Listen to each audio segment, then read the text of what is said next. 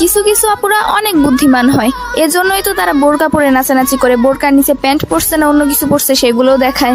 কারণ তারা ভালো করেই জানে যে পর্দার অসম্মান কেউ সহ্য করবে না। এইটা নিয়ে রোস্ট হবেই, সমালোচনা হবেই, কিন্তু সেই কাজগুলাই তারা বেশি বেশি করে করে, কারণ এটা করলেই খুব সহজে ভাইরাল হওয়া যায়। পারলে ভালো কাজ করে ভাইরাল হন, এইসব করে না। বোরকা উঁচু করে নাচার কি দরকার আছে? বোরকা খুলে নাচো, তাহলে হয়তো সবাই আরো ভালো করে সবকিছু দেখতে পারবে।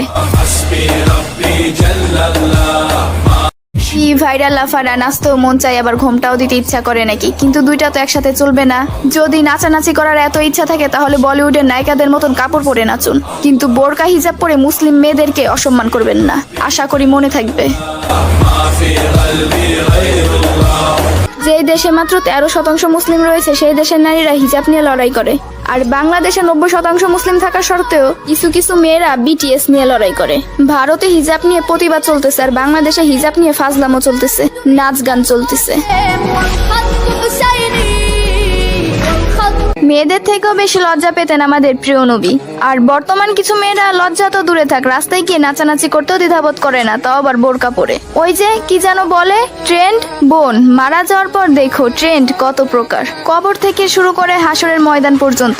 এত ট্রেন্ড তুমি সামলাইতে পারবা তো?